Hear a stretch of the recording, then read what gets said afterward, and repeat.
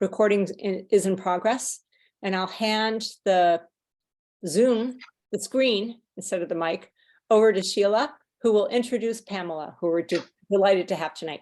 Go ahead, Sheila. Okay, I'm privileged to introduce a well-known Prince Edward County field naturalist member, Pamela Stagg, who will be our presenter this evening. After graduating from art college and university, she began a career as a designer in advertising. But back in the 70s, that wasn't the sort of thing that was a woman's field. So she had to sort of change direction, and she worked as an advertising writer and creator director. In '91, Pamela won the Royal Horticultural Society Gold Medal, the world's top prize for botanical painting. This turned her painting hobby into a second profession, and she exhibited on both sides of the Atlantic, illustrating a book on roses in Britain and designing the gold trillium coin for the Royal Canadian Mint. She was then also asked to teach botanical art, adding yet another career to her busy schedule. In 2001, she learned to kayak, and in 2003, she discovered the Yukon. She tries to combine both her passions, visiting Whitehorse with her kayak whenever she can. In 2004, she retired to Prince Edward County to enjoy the plants and birds here. For a number of years, Pamela has presented interesting and inspiring talks to our club, with topics such as the importance of wetlands, especially here in the county, to aspects of bird migration, and even documenting her visits to the Yukon and Atlin Lake in northern British Columbia. Over the years, she's led club outings as well as bird identification workshops for the Spring Birding Festival at Prince Edward Point. She's given talks to the schools whenever they've asked, and she's actually was the compiler for the Prince Edward Point Christmas bird count for several years. Lately, she's had a radio program, The County Naturally, with our local station in Picton, where she interviews scientists, naturalists, farmers, anyone with knowledge about nature that could be interesting to and informative to people in the county. In 2019, she received the Yvette and David Bree Education Award from PECFN, recognizing her contribution to teaching both adults and children about the importance of nature and its many facets. So, turning right away after my long tirade, let's hear what Pamela will tell us about ancient DNA, the new frontier. Pamela. Thank you, Sheila. Now I have to figure out share screen here. Okay, and Pamela, while you do that, I forgot to remind everybody to write any questions you have or comments in the chat function while Pamela gives her talk. Okay, thank you. Okay, are you seeing Sharing. DNA, the new frontier? We are. Good, okay. Since ancient DNA was first mapped in 1983 from an extinct mussel, the use of DNA in paleontology has exploded. And I've talked to some paleontologists and they said, what we're doing now, we couldn't have imagined doing even 5 years ago. So DNA has really upended the way prehistory is studied, and it's given us some astonishing insights into the past. Let's take a look at what it's doing. First of all, in evolution, and our example this evening will be horses because they've been so well studied. In 2003, a 700,000-year-old horse bone was found in a gold mine at Thistle Creek along the Yukon River. How do we know that it was 700,000 years old? Carbon dating told us there are two types of carbon found in bones. One is stable. It stays there even for thousands of years. And the other gradually decays at a rate that has become very predictable. So by comparing the stable carbon with what's left of the decayed carbon, researchers can find out how old a bone is. There is another way to determine the age of a specimen, and that's called volcano dating. And this is nothing to do with Tinder. This is more to do with paleontology. When volcanoes erupt, they typically spew huge amounts of ash into the air, which then comes down to Earth. And in sedimentary rock, that is rock that's laid down in layers, there will be a distinct layer of ash between the limestone layers. Believe it or not, scientists now have a very good sense of when various volcanoes erupted, even in prehistoric times. So if a fossil is above or below an ash layer, they will be able to date it by that ash layer. But in the case of our horse, the bone was frozen into the Yukon permafrost until it was discovered by a gold miner. And amazingly, researchers were able to map the complete genome of this prehistoric horse. It was a horse that we would barely recognize as a horse today. Maybe it was something like this. Or maybe it had zebra stripes and a stripe down the center of its back like this foal. Or perhaps it resembled the onager, which is a wild Asiatic ass. Whatever it looked like, the horse's genome was the oldest ever mapped back in 2003. Since then, DNA has been sequenced in Greenland, and it's over 2 million years old. And it has given us a clear picture of what Greenland was like 2 million years ago. Our horse study went further. Researchers compared the Ice Age genes to those of Przewalski's horse, which is probably the last true wild horse still in existence. The comparison showed that Przewalski's horse split off from the domestic horse about 50,000 years ago. In other words, that's when it became a separate breed. And when you think about it, how amazing it is to be able to say that just based on study of ancient genes. Now let's look at another study of ancient horse bones. This one involved a team of scientists from around the world, and their goal was to compare the genes of Ice Age horses from North America and Asia to see what that could tell us about horse history. More precisely, they looked at the bones and teeth from both sides of the Bering Land Bridge, as well as bones from contemporary North American horses. Now, if you're not familiar with the Bering Land Bridge, you may be picturing something like this. But actually, it was a huge subcontinent, 1,500 miles north to south and 1,000 miles east to west, between Siberia and Alaska.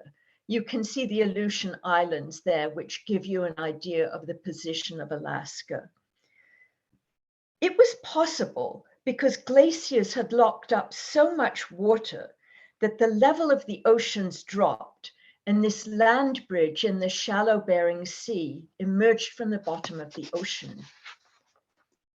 The land was covered with what scientists call the mammoth steppe. The climate was too dry for trees, so the mammoth steppe was just grassland, much like the prairies before they became cultivated as we know them today.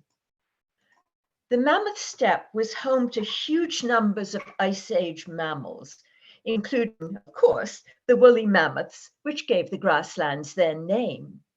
These animals had lived further south, but glaciers were beginning to cover North America, and so they retreated up to parts of Yukon and Alaska where it was too dry for glaciers to form, and this habitat remained for them. And here, the story gets a bit personal for me. On one of my trips to Yukon, I saw what was called relict mammoth steppe.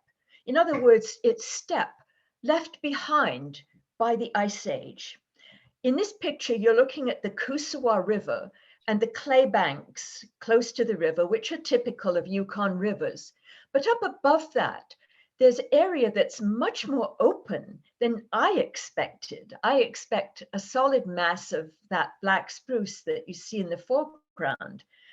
But that grassland was there when the mammoths still roamed the Yukon landscape. There are more trees than there would have been then because Yukon is wetter now. But this really stood out for me, which is why I took so many pictures of it. Let's take a little closer look. This is on top of a mammoth steppe looking down, and you can see how different the grassland is from the mountains in the background, which are carpeted in black spruce. And if we look even closer, this is Gorman's penstemon. These mammoth steppes were covered with an abundance of wildflowers. We focus on the grass, but the wildflowers were equally important as a food source for things like the woolly mammoth.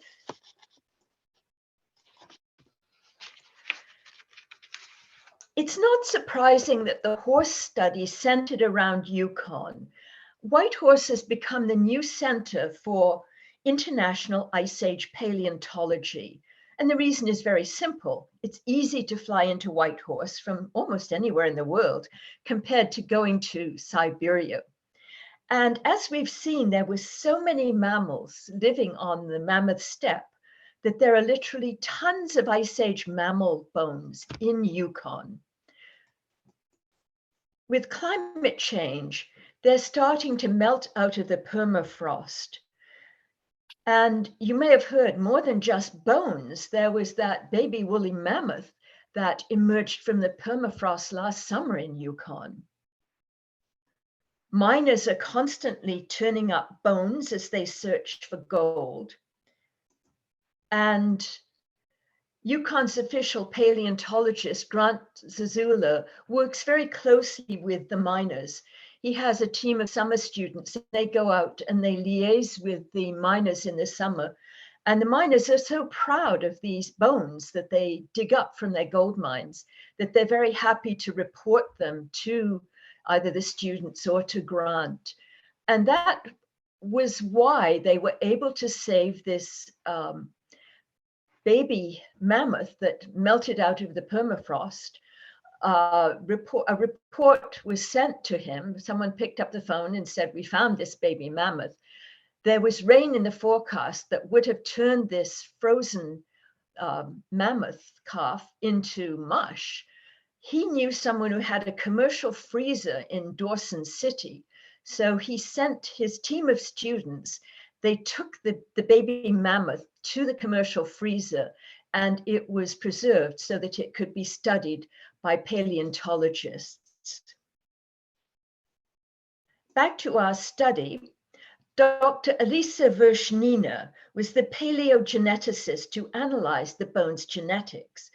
And when I asked her how she did it, she said, "Oh, I just fed the DNA into the analyzer and it printed out the genome." Well, of course, what else would you do? Actually, it was a bit more complicated than that. The cells of animals, including us, contain structures called mitochondria, and these create energy for the cells. And like the nucleus, they contain DNA, but it's a simpler form of DNA in the mitochondria than it is in the nucleus. So a researcher is much more likely to be able to recover undamaged DNA from very, very, well, centuries old mitochondria. And Lisa's analysis started with that, and then information from the nucleus fleshed out the genome sequence. The results of this study showed a match between the Ice Age horses of Asia and North America. And that meant that some of them lived on this land bridge, Beringia, between Asia and North America, and others traveled back and forth. And because of the gene analysis, they were able to pin down times at which horses migrated over to Asia or they came back to North America. The research also showed another match, and that's between the Ice Age horse and the modern horse. They all share the same genes. In fact, the Ice Age horse was the ancestor of all the horses, donkeys, zebras, and other horse family members in existence in the world today. These horses and their ecosystems evolved together from the time they were small forest creatures through Ice Age horses to the grassland animals that we know today. And why is this important, you're probably saying? Well, here's what Dr. Ross McPhee of the American Museum of Natural History has to say. Horses evolved with the landscape of North America, just the way the bison and elk did. Horses belong here. They have a right to be here.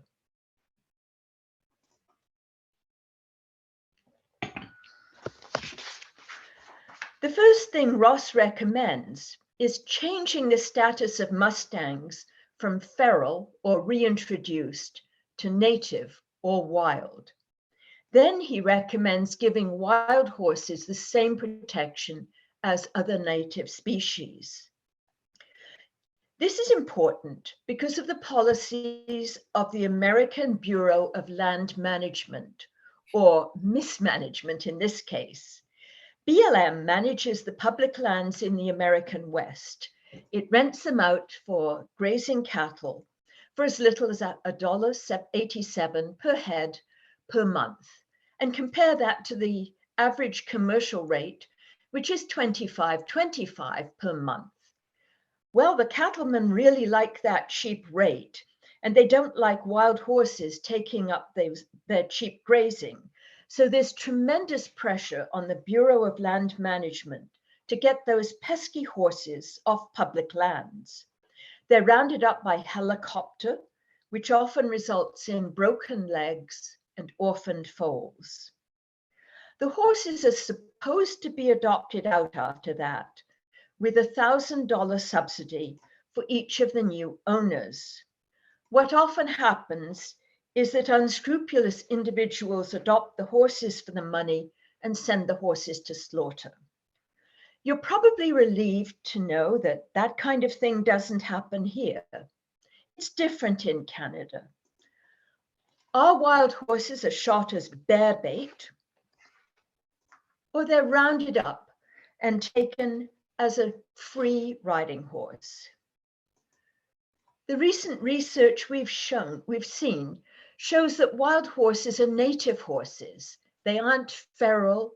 They have been reintroduced, but they weren't introduced. They were here thousands of years ago. They deserve the same protection as other wild animals. They deserve to exist. Every advance in science opens up new areas to be explored.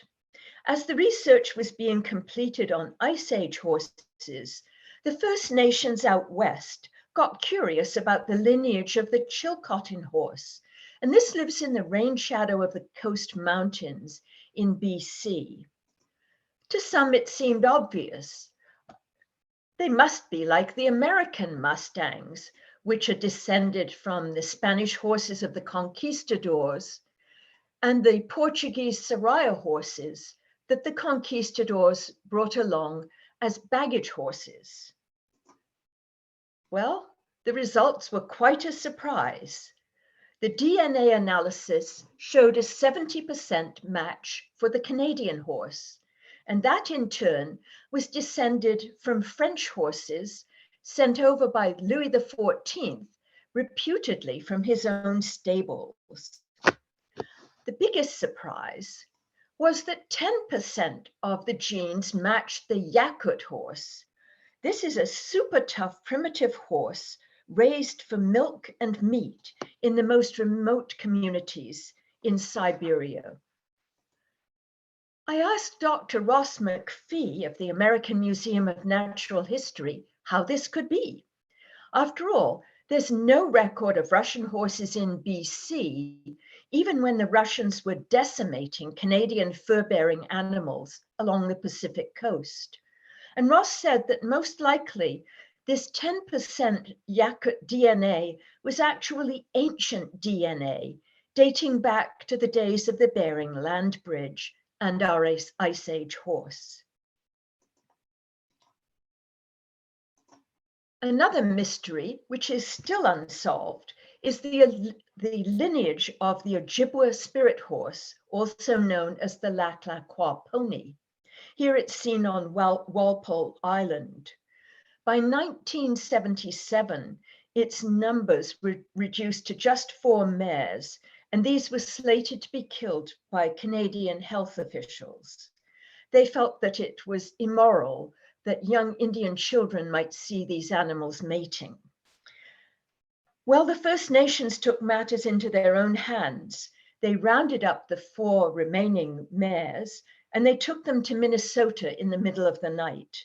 The mares were then bred to an American Mustang stallion, and eventually the breed found its way back to Canada. Here's the interesting thing about the Ojibwe Spirit Horse. There are persistent rumors that this is the original Ice Age horse, which somehow escaped the extinction of Ice Age mammals 10,000 years ago. Some of the Ojibwe horses have the striped legs, backs, and that pronounced black stripe down the middle of their backs, the way the primitive horses do. DNA testing has been inconclusive, so every time I interview a paleontologist, I ask if the Ojibwe Spirit Horse is a remnant population of the Ice Age horse, and each time I get the same answer. There's no evidence to support that claim yet. I would say stay tuned on that one. Now let's take a look at what DNA is telling us about ancient climate change. This is a beautiful shot of the mountain avens, and that's a plant that typically colonizes the bare land where a glacier has receded. And that's the point of this image. Behind the flowers, you see the flat land that lived under a glacier until very recently. You can say that that soil has been in the deep freeze for thousands of years. Why is that important? Believe it or not, there is genetic material from Ice Age animals preserved in the soil under the glaciers. It's called ancient environmental DNA. Well, what is environmental DNA anyway? It's trace DNA, let's say it's a fish scale in this case, suspended in the water long after the fish has swum away. Galora Fisheries uses environmental eDNA to detect hard-to-find fish. Researchers simply sample the water from Lake Ontario because it's so much easier and more accurate than going out onto the lake and trying to find this hard-to-find fish, which may have moved on days ago. I think of ancient DNA as ghost DNA. The animals have been dead for thousands of years, but their essence, their DNA, lingers on. Without any help from fossils, researchers can tell who lived here and what their habitat was centuries after they disappeared. Once, scientists had only the fossil record to guide them, and that was a problem because fossils only form under very specific conditions. A botanical specimen like this needs acid soil to form a fossil. And animals need a more alkaline condition.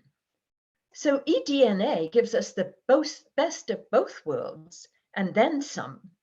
we can now answer the question, who lived here, and get a clear answer.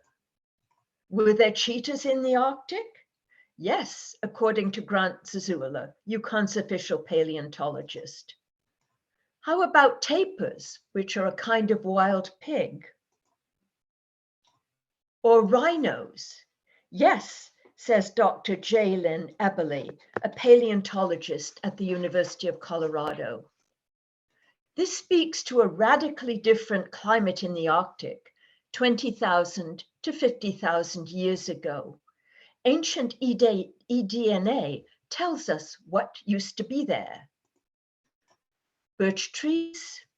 Yes, but quite different from the little dwarf birch that you see up there today. This one would be about 4 or 6 inches high. Dawn redwoods? Yes. You could say that ancient DNA labels them quite precisely. And then this confirmation of the presence of these dawn redwoods. There are fossilized forms found on some of the Arctic islands and mummified remains of dawn redwood. Could the Arctic turn into a rainforest again? If we live long enough, we may find out. Excuse me.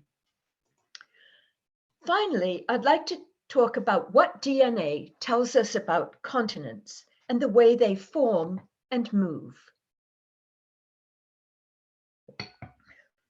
This is Ethiopia, a notoriously unstable country, and not just politically.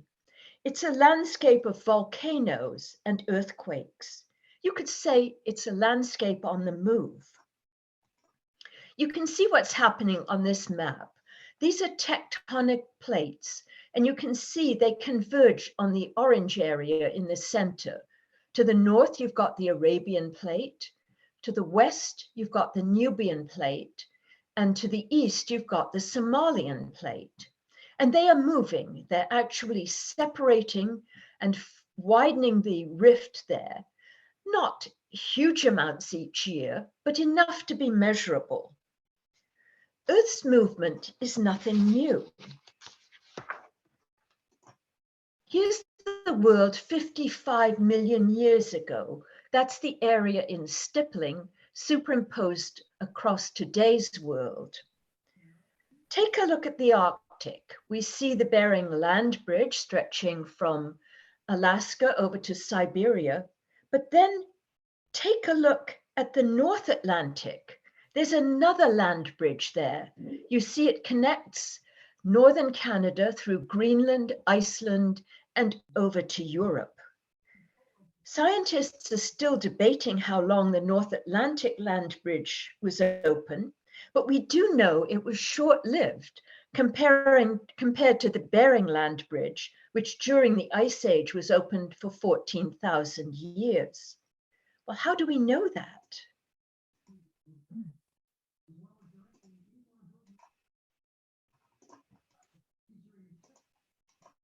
It's in the genes. When the North Atlantic land bridge was open, animals crossed freely between Europe and North America, and their genes were very similar. When the land bridge closed, they evolved independently. There's an important difference between these two land bridges. Beringia, the Bering Land Bridge, was formed when the glaciers locked up huge amounts of the Earth's water. The North Atlantic, the North Atlantic Land Bridge was formed when continents drifted together, and later they drifted apart. On this map, you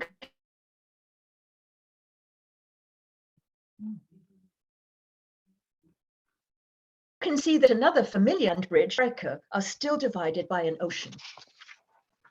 Central America was formed over the course of millions of years. Tectonic plates in that area came together under the ocean. Where their edges met, there was intense friction between the plates, and that caused so much heat and pressure that underwater volcanoes erupted. The combination of the volcanoes and the movement of the tectonic plates created the Central America that we know today. There was another land bridge, and that was in Antarctica. It had been there since the days of Pangaea, 200 million years ago.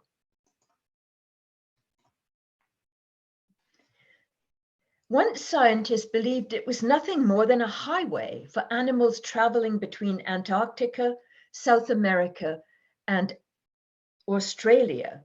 Research on Seymour Island Research on Seymour Island in Antarctica has changed that. And you can see where Seymour Island is. It's on that tail that goes up to the top left. It's one of those little islands sheltering in the shadow of the tail. And the work shows that this was not just a highway for mammals, but it was a place where animals actually evolved, like the armadillo. So far, we've mostly looked at animals and their DNA. Plants confirm the story told by animals. Let's go back to the Bering Land Bridge and its effect on evolution. There are only 2 species of tulip trees in the world. The one on the right is our tulip tree, and as you may guess from the botanical name, the one on the left is in China. Here's another Carolinian tree, the sassafras, Chinese and Canadian. The hickory tree, one for us, one for them. And it wasn't just trees. Here's a Chinese azalea on the left and a North American on the right. Ginseng grows on both sides of the Bering Sea, and so does the rose. And this one I'm really glad to see for personal reasons. I have a particular interest in roses, and so for years I've been saying to botanists, could the rose have come across the Bering Land Bridge to North America? And the answer was either, well, it could have, or I don't know. And now we know for sure, and I feel my interest has been somewhat vindicated. And finally, for change, we have a jack in the pulpit on the left from Japan, a very, very elegant one that I really admire, and our familiar jack in the pulpit that grows right here in Ontario. The Bering Land Bridge allowed trees and other plants to develop as species before the continents separated. So it's very common to find one species existing on either side of the Bering Land Bridge and nowhere else in the world. Here's a statistic from Duke University that absolutely astonished me. Half the tree species in southern Appalachia are descended from Asian ancestors. This is more evidence for a long-lasting Bering Land Bridge, even that far from the Bering Sea. Dr. Jun Wen of Colorado State University says that fossil and geological evidence confirms the spread of plants across the Bering Land Bridge.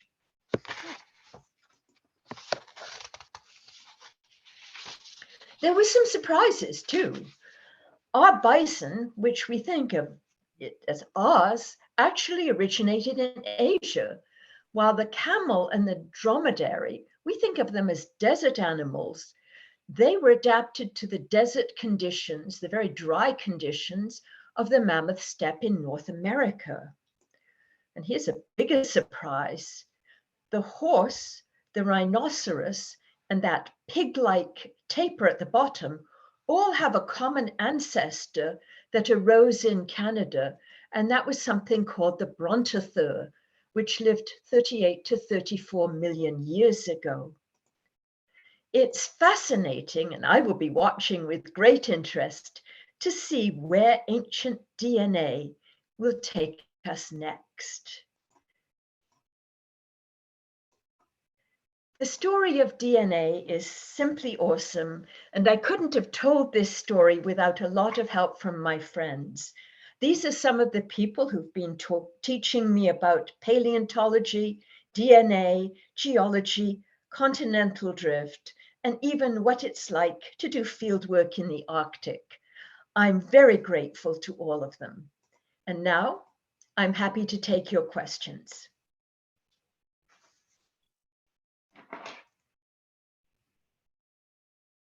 Okay, that was terrific, Pamela. Do you want to stop sharing screen? Yes. Great. Okay, great. Okay. So, Jerry, would you like to take over the question period? I would. Now, so far, I'm not seeing any questions. Would someone like to send some in?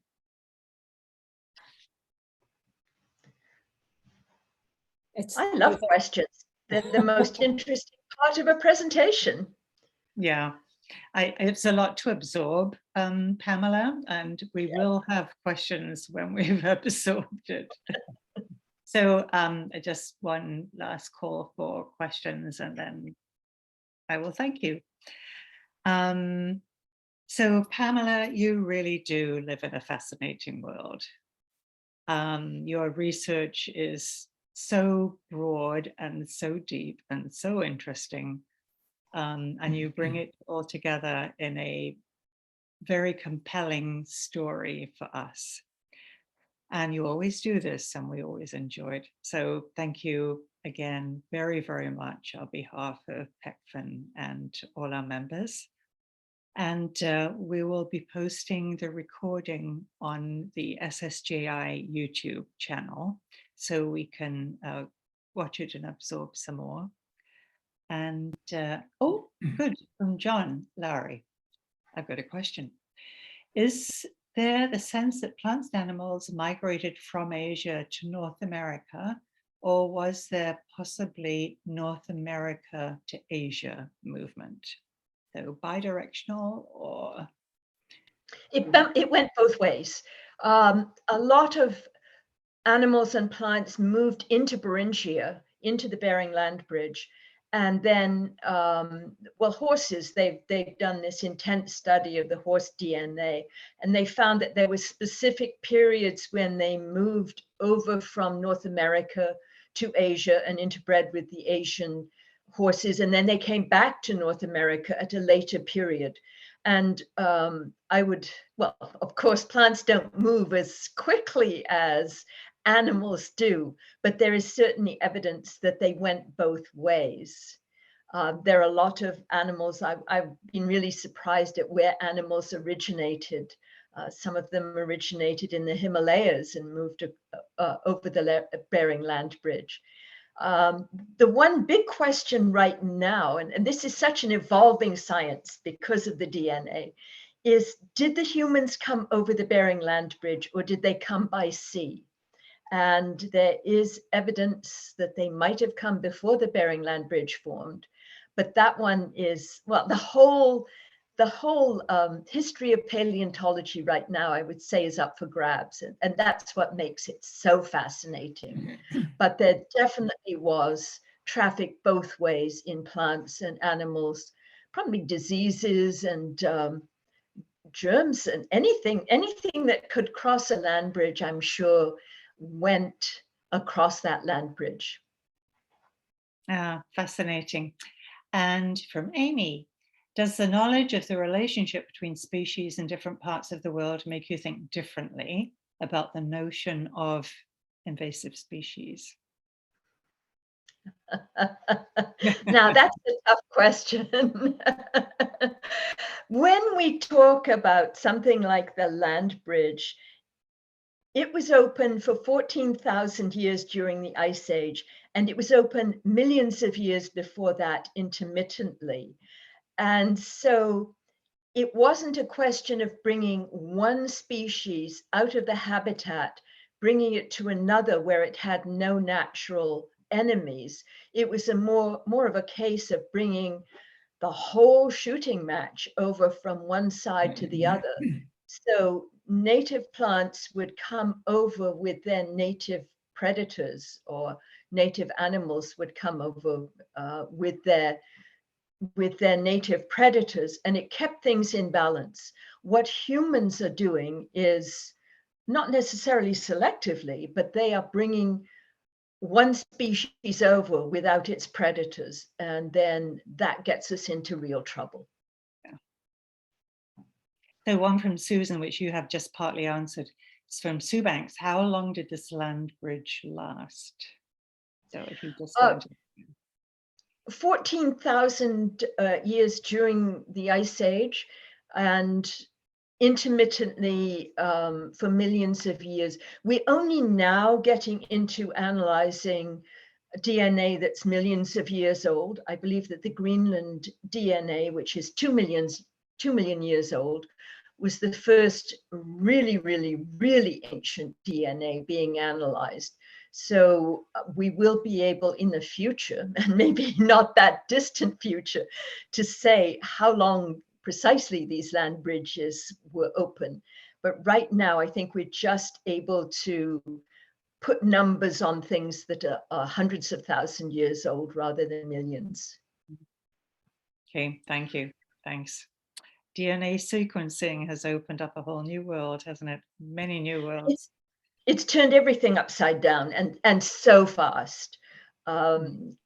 One, I won't identify him, but one of the paleontologists said, well, I'm a big rock man, and I feel like I don't belong here anymore because I haven't studied DNA. So it's a revolutionary, not just an evolutionary, but a revolutionary change in the way we understand prehistory. Well, thank you again.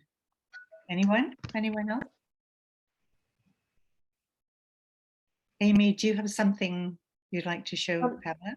Oh, oh, I forgot to get it. Pamela, we have a thank you gift for you with a bag sewn by Myrna.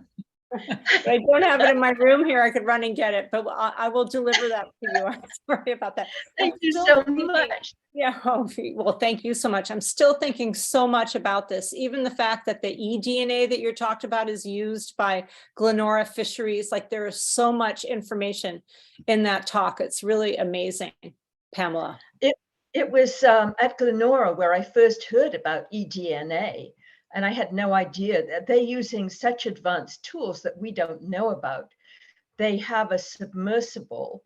I always thought of a kind of submarine thing, but I can't remember who I was talking to, said it's much more like an underwater drone, so that they can look at the lake bed and get images that they never could before. And then, you know, the eDNA just, it's exploding. It's such a useful tool. Mm-hmm. I want to say thank you so much, Pamela. I've always been interested in ancient history and all that sort of thing. And that was most fascinating, indeed. Would love to hear more about that.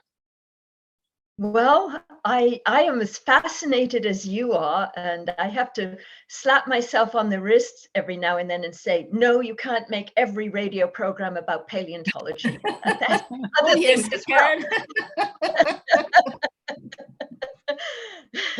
But I've actually been talking to Matt Wooler, who is at the University of Alaska in Fairbanks. He is doing research on woolly mammoth tusks. And first of all, he traced, believe it or not, he had one tusk, and he was able to trace where this woolly mammoth had traveled throughout its entire life, thousands and thousands of years ago. I mean, they've been extinct for 3,500 years in the area that he was looking at them.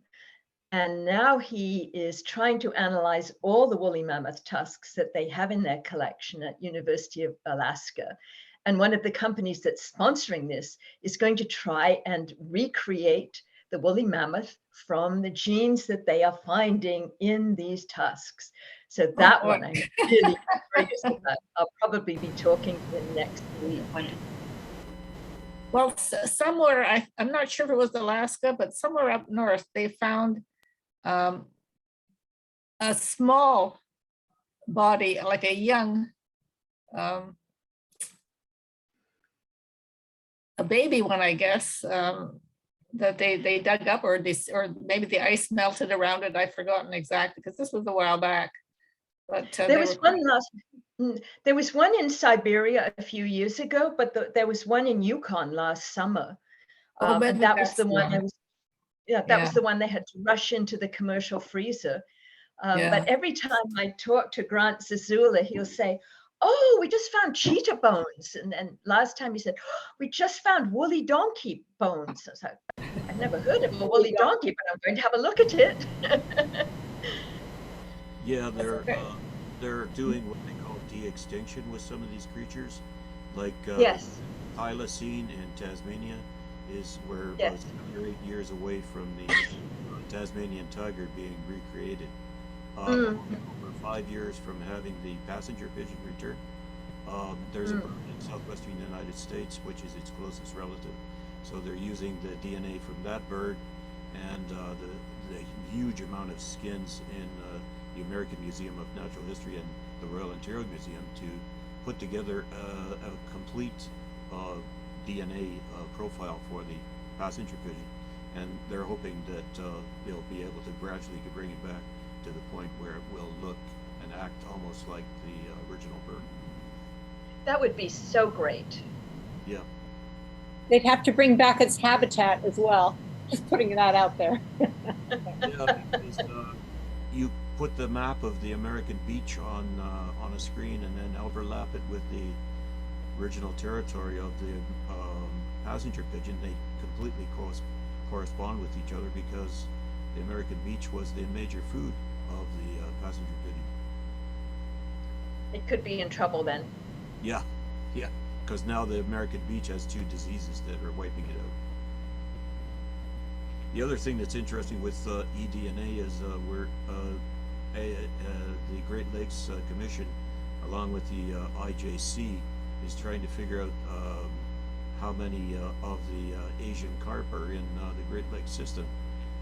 We know the grass carp is in the east end, the west end of Lake Erie, and they're wondering now if there's a second one that has gotten through the barrier by the Mississippi River there in Lake Michigan. So I heard there were grass carp in Lake Ontario as well. Not many, but they are here.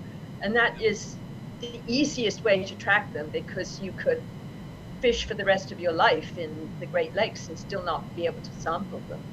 yeah, they're in some of the rivers in Mississauga and up over maybe toward Durham region. And then there's another fish, the tench, that was found near Montreal, and they're worried that thing is making its way up into the St. Lawrence River, and they're using the eDNA that you were talking about to find it. Yes, it has so many uses. Sorry I missed your talk, but I had another conflict, so anyway. Well, Pamela, I'm really, really pleased that we recorded this one. So everybody, it will be uploaded to the South Shore Joint Initiative's YouTube channel, along with many other of our wonderful talks. But this is one that will really be worth watching again and again, because there's so much information in it and so much to kind of take in and process. So thank you so much. I learned as much as you guys did, just putting this together. Well, it's really Great job. terrific. Yeah. I'll have to look at that when it goes. Okay, thank you. Thank you. Okay. Well, good night, everybody. So I do want to thank you, Pamela, so much. I want to remind everyone that our next meeting is February 28th, Tuesday night, 7 o'clock. And we'll be featuring, I have to find my sheets. Philip Mercier from the Prince Edward Point Bird Observatory, the chief founder of the Prince Edward Point Bird Observatory, who will answer the question, why is Prince Edward Point so important for bird migration? It should be a really interesting night. Okay, well, thank you all for coming. Have a good night. Happy New Year to everyone. I forgot to say that at the beginning. And it's great to see you all. Thank you all for coming. And thank you, Pamela. It was just Bye-bye. terrific. Thanks so much. Okay. Thank you. Okay. Good Good night, night. everyone. Bye-bye.